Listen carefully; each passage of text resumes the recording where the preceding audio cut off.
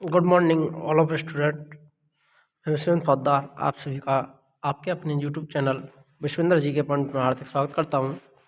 मेरे प्यारे विद्यार्थियों, हमारी करंट अफेयर्स की जो हमने क्लासेज भी शुरू की हैं उनके अंतर्गत दूसरी क्लास होने वाली है करंट अफेयर की, जो कि आपके लिए बहुत ही इंपॉर्टेंट क्लास है।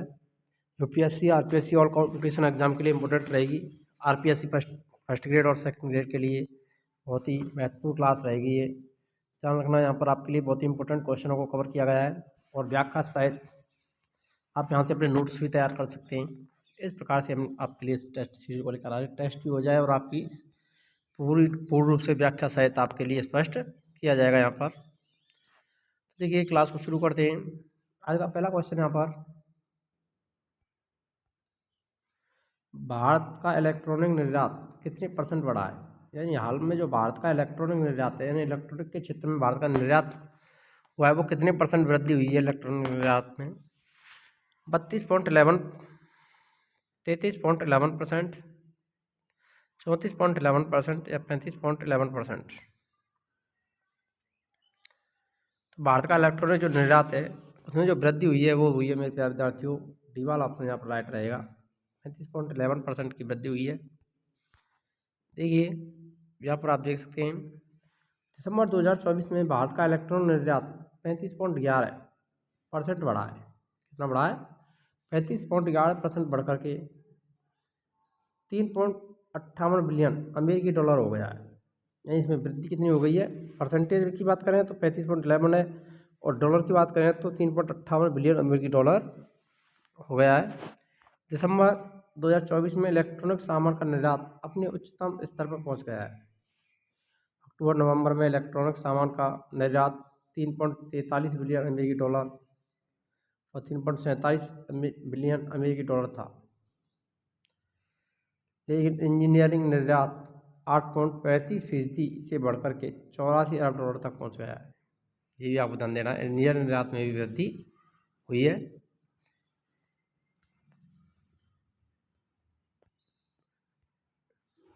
हाल ही में किस राज्य के कप्पड़ और चाल समुद्र तटों को वैश्विक ब्लू फ्लैग प्रमाणन प्राप्त हुआ है? वैश्विक ब्लू फ्लैग प्रमाणन कौन कौन से किस राज्य के क्षेत्रों को दिया गया है? कप्पड़ और चाल समुद्र तट किस राज्य के अंतर्गत आते हैं? भारत के तमिलनाडु, केरल, कर्नाटक या महाराष्ट्र?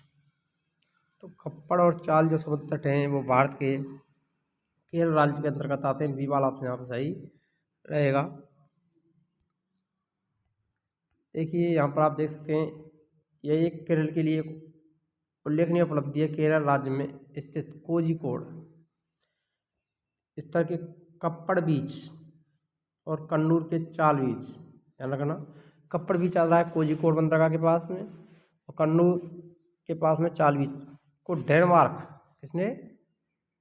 डेनमार्क के फाउंडेशन फॉर एनवायरमेंटल एजुकेशन संस्था है वहाँ की, फाउंडेशन फॉर एनवायरमेंटल एजुकेशन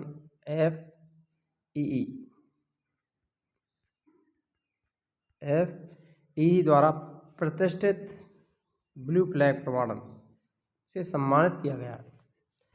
तो कोझिकोड के कप्पड़ और कन्नूर के चाल बीच को डेनमार्क के फाउंडेशन ऑफ एनवायरमेंटल एजुकेशन के द्वारा ब्लू फ्लैग प्रमाण पत्र से सम्मानित किया गया है। ब्लू फ्लैग का दर्जा इन समुद्र तटों को पर्यावरण प्रबंधन, जल की गुणवत्ता, पर्यावरण अनुकूलन प्रथाओं, पर्यटक सुरक्षा, स्थिरता से संबंधित अंतर्राष्ट्रीय मानकों को पूरा करने के लिए मान्यता देता है।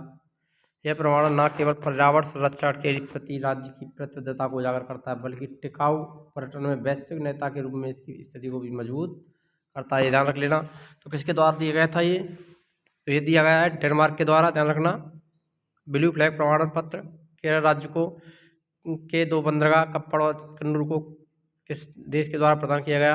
तो डेनमार्क के द्वारा प्रदान किया गया। संस्था की बात करें तो foundation for environmental education FEE के द्वारा। यहाँ से 3 क्वेश्चन आपके लिए बन के आ जाते हैं। हाल ही में प्रधानमंत्री म्यूजियम और लाइब्रेरी सोसाइटी के अध्यक्ष कौन बने? विकास जोशी, नरेंद्र दयाल, नृपेंद्र मिश्रा, अमन सिंह। प्रधानमंत्री म्यूजियम और लाइब्रेरी सोसाइटी के जो अध्यक्ष बने वो कौन है? तो वो है नृपेंद्र मिश्रा। सी वाला ऑप्शन यहाँ पर राइट रहेगा। देखिए, भारत सरकार के प्रधानमंत्री संग्रहालय और पुस्तकालय सोसाइटी की कार्यकारी परिषद का पुनर्गठन किया गया है। इसमें नृपेंद्र मिश्रा को सोसाइटी की कार्यकारी परिषद का अध्यक्ष पुनः नियुक्त किया गया है, ये दोबारा से इसके अध्यक्ष नियुक्त किए गए हैं। कार्यकारी परिषद प्रधानमंत्री संग्रहालय एवं पुस्तकालय सोसाइटी की सर्वोच्च निर्णय लेने वाली संस्था है। प्रधानमंत्री संग्रहालय पुस्तकालय को सोसाइटी की स्थापना भारत सरकार के द्वारा, यानी प्रधानमंत्री संग्रहालय एवं पुस्तकालय सोसाइटी की जो स्थापना की गई वो 1 अप्रैल 1966 को नेहरू स्मारक संग्रहालय एवं पुस्तकालय के प्रबंधन के लिए की गई थी। कब हुई थी? 1 अप्रैल 1966 को की गई थी प्रधानमंत्री संग्रहालय एवं पुस्तकालय की स्थापना, जिसे अब प्रधानमंत्री संग्रहालय और पुस्तकालय के नाम से जाना जाता है। भारतीय वायुसेना ने किसके साथ मिलकर के विशिष्ट हवाई सैनिक अभ्यास डेविल स्ट्राइक का आयोजन किया? भारतीय थल सेना, भारतीय नौसेना, भारतीय तटरक्षक बल, या इनमें से कोई नहीं। तो भारतीय वायुसेना ने डेविल स्ट्राइक का जो आयोजन किया है सैन्य अभ्यास, वो भारतीय थल सेना के साथ किया है। ये वाला ऑप्शन यहाँ पर सही हो जाएगा।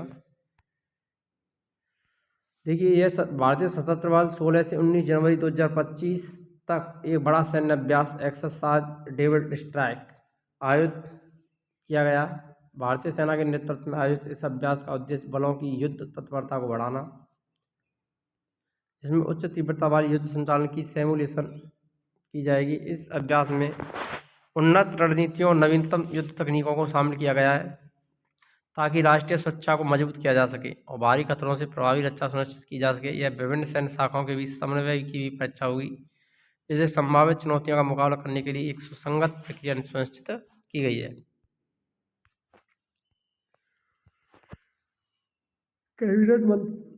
केंद्रीय कैबिनेट में 8वें वेतन आयोग को मंजूरी दी गई है। इसके लागू होने की उम्मीद कब तक है? 2026, 2027, 2028, 2029। 8वां केंद्रीय वेतन आयोग को मंजूरी प्रदान कर दी गई है। इसके लागू होने की जो उम्मीद जताई गई है वो 2026 तक जताई गई है। ये वाला ऑप्शन राइट हो जाएगा यहाँ पर।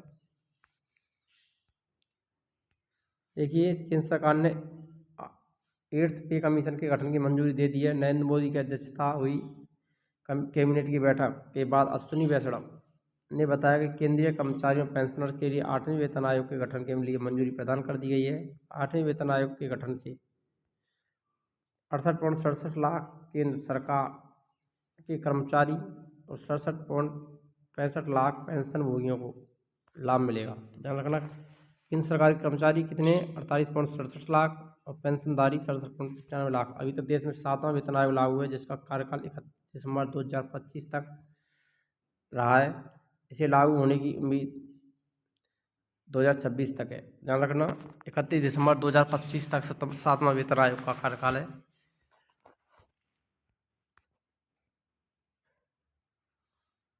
हाल ही में पंजाब नेशनल बैंक के एमडी और सीईओ नियुक्त किए गए अमिताभ कांत, विनोद कुमार, नारायण वर्मा, अशोक चंद्रा। तो पंजाब नेशनल बैंक का जो एमडी बनाया गया है वो बनाया गया है अशोक चंद्रा को। डी वाला ऑप्शन यहाँ पर राइट रहेगा। हाल ही में 32वां विजय हजारे ट्रॉफी 2024-25 का खिताब किसने जीता?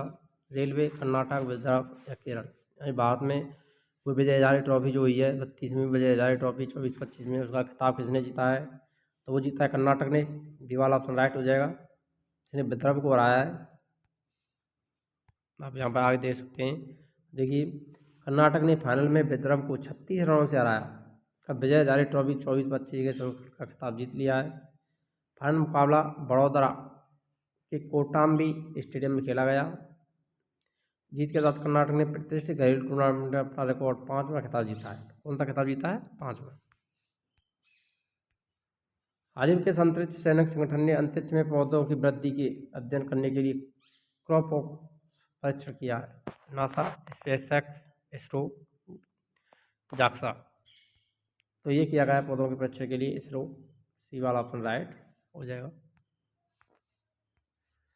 इसरो ने अपने compact research module for orbit plant studies CROPS का उपयोग करके अंतरिक्ष में ब्लैक आइड मटर लोबिया, ब्लैक आइड जिसको क्या कहते हैं मटर लोबिया के बीजों को सफलतापूर्वक अंकुरित किया है।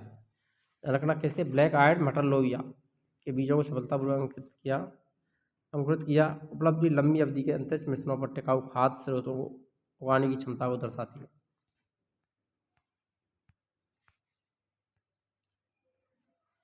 हाल ही में किस देश के संविधान से धर्मनिरपेक्षता शब्द को हटाया गया है? बांग्लादेश, नेपाल, ईरान या भारत? धर्मनिरपेक्षता शब्द जो हटाया गया है वो बांग्लादेश के संविधान से हटाया गया है। वहाँ पर विवादों को देखते हुए हटाया जाएगा।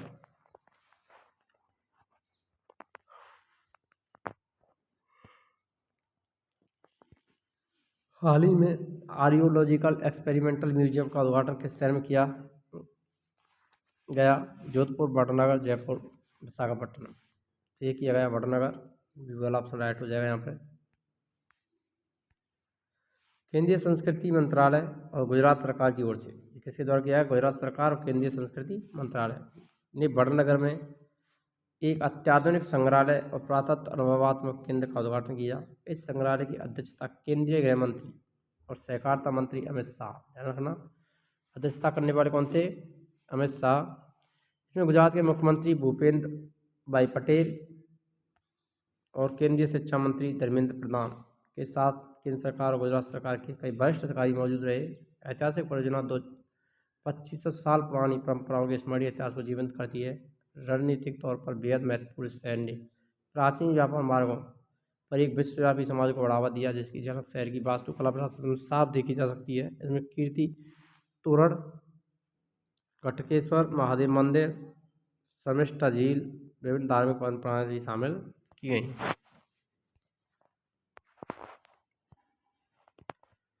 हाल ही में जनरल वी.के. सिंह को किस राज्य का राज्यपाल नियुक्त किया गया है? मिजोरम, मध्य प्रदेश, असम, उड़ीसा। तो जनरल वी.के. सिंह को राज्यपाल नियुक्त किया है मिजोरम का। ये वाला ऑप्शन राइट हो जाएगा यहाँ पे। General VK. सिंह सेवानिवृत्त अधिकारी हैं जिन्होंने 16 जनवरी 2025 को मिजोरम के 25वें राज्यपाल के रूप में शपथ ली। उनकी नियुक्ति 24 दिसंबर 2024 को राष्ट्रपति द्रौपदी मुर्मू द्वारा की गई। वी.के. सिंह जो पहले केंद्रीय मंत्री और सेना प्रमुख के रूप में कार्य कर चुके हैं, इस भूमिका में उन्होंने हरिबाबू खम्बत्ती का स्थान लिया।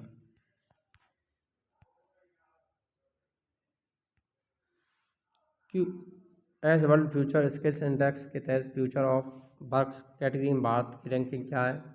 पहला, दूसरा, तीसरा या चौथा स्थान? फ्यूचर ऑफ वर्क्स कैटेगरी में भारत की जो रैंकिंग है वो दूसरी है। दूसरा वाला ऑप्शन सही रहेगा, बी वाला। QS world future skill index में भारत एक मजबूत दावेदार के रूप में उभरा, जिसने वैश्विक स्तर पर 25वां स्थान हासिल किया और 99.1 स्कोर के साथ संयुक्त अमेरिका के ठीक बाद फ्यूचर ऑफ वर्क्स श्रेणी में दूसरे स्थान पर रहा। QS world future skill index एक व्यापक उपकरण है जो मूल्यांकन करता है कि अंतर्राष्ट्रीय नौकरी बाजार की बढ़ती मांग को पूरा करने के लिए देश कितने तैयार हैं। श्री प्रभु सुबंटो 26 जनवरी पर आयोजित होने वाले 76वें गणतंत्र दिवस समारोह में मुख्य अतिथि रहे। किस देश के राष्ट्रपति हैं? लगना यहाँ से क्वेश्चन बनेगा, ये मोस्ट इंपोर्टेंट है। 76वें गणतंत्र दिवस पर भारत के मुख्य अतिथि कौन थे? Malaysia, Singapore, Vietnam, Indonesia.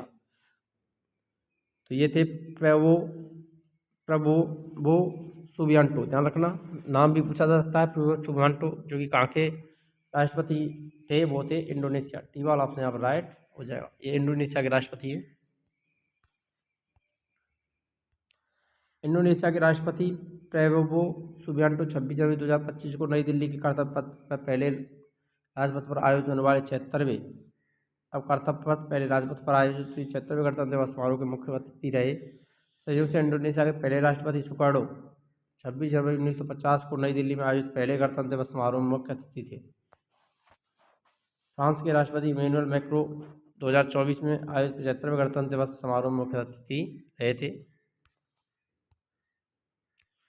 देश में भारतीय संविधान के लागू होने के उपलक्ष्य में हर साल 26 जनवरी को गणतंत्र दिवस मनाया जाता है। इस दिन देश में गणराज्य की स्थापना की गई। भारत सरकार इस अवसर पर विदेशी नेताओं को मुख्य अतिथि के रूप में आमंत्रित करती है, लेकिन भारत में ऐसी स्थितियां बनी 1952, 1953, 1966, 2021 और 2022 में विभिन्न कारणों से कोई विदेशी मुख्य अतिथि इसका हिस्सा नहीं बना था। तो कौन कौन से वर्ष नहीं बना? 1952, 53, 66, 2021 और 22 में कोई भी अतिथि नहीं बना था मुख्य अतिथि। निम्नलिखित में से किस देश में दूसरा आईसीसी अंडर-19 महिला T20 विश्व कप का आयोजित किया जाएगा? भारत, श्रीलंका, मलेशिया, चीन। तो ये कहाँ आयोजित किया गया है? तो ये आयोजित किया गया मलेशिया। सी वाला ऑप्शन राइट हो जाएगा। कप्तान निक्की प्रसाद की अगुवाई में भारत की अंडर-19 महिला क्रिकेट टीम मलेशिया में शुरू हुए दूसरे आईसीसी अंडर-19 महिला T20 विश्व कप 2025 में अंडर-19 महिला टीम विश्व कप का खिताब बचाने के लिए उतरी। दूसरा आईसीसी अंडर-19 महिला T20 विश्व कप 18 जनवरी से 2 फरवरी 2025 के मध्य मलेशिया में खेला गया। भारतीय टीम में सैफाली वर्मा की कप्तानी में दक्षिण अफ्रीका की पोर्ट फ्यूचरम आयोजित फाइनल में इंग्लैंड को हराकर पहला आईसीसी अंडर-19 महिला T20 विश्व कप 2023 जीता था। विश्व कप 20 ओवरों के प्रारंभ में खेला जाएगा। यह 19 वर्ष से कम आयु की महिलाओं के खिलाड़ियों के लिए होता है।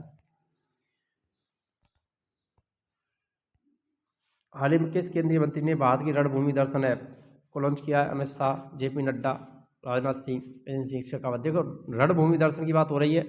आप यहाँ पर आसान अनुमान लगा सकते हैं। रणभूमि, रण का मतलब होता है युद्ध क्षेत्र के अंतर्गत। तो सेना प्रमुख कौन है भारत के? जो सेना के मंत्री हैं वो है राजनाथ सिंह। सी वाला ऑप्शन यहाँ पर राइट हो जाएगा। रक्षा मंत्री राजनाथ सिंह ने भारतीय रणभूमि दर्शन ऐप लॉन्च किया है, ध्यान रखना, क्योंकि रक्षा मंत्री है। रक्षा और पर्यटन मंत्रालय के साथ साथ सेना की एक पहल भी है। 1962, 1971 और 1999 कारगिल संघर्ष के स्थान पर और सियाचिन बेस कैंप 2020 के गलवान संघर्ष स्थल पर्यटकों के लिए उपलब्ध होंगे। भारतीय सेना सीमावर्ती क्षेत्र ऐतिहासिक युद्ध स्थलों को पर्यटन स्थलों में बदल रही है। पर्यटक डोकलाम भी जा सकते हैं, जहाँ 2017 में भारत और चीन के बीच 73 दिनों तक गतिरोध चला। पश्चिमी तरफ पर्यटक कारगिल, बटालिक, द्रास के कुछ हिस्सों की यात्रा कर सकते हैं। यह पहल सीमावर्ती क्षेत्रों के समग्र विकास को बढ़ावा देने के व्यापक प्रयासों का हिस्सा है। हाल ही में निम्नलिखित में किस स्थान पर वन बैक अभियान शुरू किया गया है? प्रयागराज, नई दिल्ली, मुंबई, जयपुर। तो ये किया गया है प्रयागराज। ये वाला ऑप्शन सही रहेगा यहाँ पर। देखिए, प्रयागराज महाकुंभ 2025 को पर्यावरण के अनुकूल बनाने के उद्देश्य से राष्ट्रीय स्वयंसेवक संघ RSS ने अभियान की शुरुआत की है। इस पहल का उद्देश्य इस विश्व के सबसे बड़े धार्मिक आयोजन को प्लास्टिक मुक्त बनाना है। अभियान के तहत कपड़े के बैग और स्टील की प्लेटें व ग्लास वितरित किए जा रहे हैं, जो प्लास्टिक के विकल्प के रूप में उपयोग किए जाएंगे।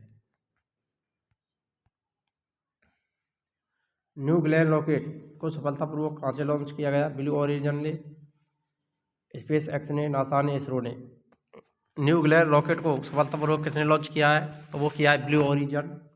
ये वाला ऑप्शन राइट रहेगा। ई कॉमर्स कंपनी अमेजन के फाउंडर और अरबपति जेफ बेजोस। अमेजन के फाउंडर और अरबपति कौन है? जेफ बेजोस की स्पेस कंपनी है blue origin. New Glenn rocket की सफलतापूर्वक टेस्टिंग की है। रॉकेट को स्थानीय समय के मुताबिक 2 बजे अमेरिका के फ्लोरिडा में लॉन्च किया गया। रॉकेट ने पहले ही प्रयास में सफलता हासिल की है। इससे पहले उसकी लॉन्चिंग टाली गई थी। रॉकेट ने एक प्रोटोटाइप उपग्रह को कक्षा में स्थापित किया। लॉन्च होने के 13 मिनट के बाद इसने अपना मिशन पूरा किया। इस विशाल रॉकेट की लंबाई 98 मीटर है। इससे चंद्रमा तक अंतरिक्ष यात्रियों को ले जाने के लिहाज से डिजाइन किया गया है। हाल ही में केंद्र पेंगोलिन नई प्रजाति पाई गई है। कहाँ पर पेंगोलिन की नई प्रजाति की खोज की गई? मिजोरम, असम, राजस्थान, अरुणाचल प्रदेश। तो पेंगोलिन की नई प्रजाति जो पाई गई है वो कहाँ पाई गई? अरुणाचल प्रदेश। डी वाला ऑप्शन राइट हो जाएगा यहाँ पर। भारतीय प्राणी सर्वेक्षण ZSI के वैज्ञानिकों ने अरुणाचल प्रदेश में पेंगोलिन की एक नई प्रजाति की खोज की, जो कि भारत में पाए जाने वाले सामान्य चीनी और भारतीय पेंगोलिन से आनुवंशिक रूप से भिन्न है। नई प्रजाति इंडो बर्मीज पेंगोलिन, जिसे वैज्ञानिक रूप से मैनेस इंडो बर्मिका कहा जाता है, एशियाई पेंगोलिन की एक अलग फाइलोजेनेटिक प्रजाति है। अक्सर चीनी पेंगोलिन के साथ भ्रमित होने वाला नया खोजा गया इंडो बर्मीज पेंगोलिन चीनी पेंगोलिन से जीनोम स्तर पर 3.8% अलग है। और वीडियो आपको अच्छी लगी तो वीडियो को लाइक करें और चैनल को सब्सक्राइब करें और वीडियो को शेयर करें, ताकि हमारा भी उत्साह बना रहे, ताकि आपके लिए हम इसी प्रकार से प्रयासरत रहें। क्योंकि हमारे जो नेक्स्ट क्लासेस चल रही हैं वो ओनली ऑन यूट्यूब पर सभी विद्यार्थियों को ध्यान में रखते हुए हमने बनाई है। मिलते हैं नेक्स्ट वीडियो में, तब तक के लिए जय हिंद, राधे राधे, जय श्री कृष्ण।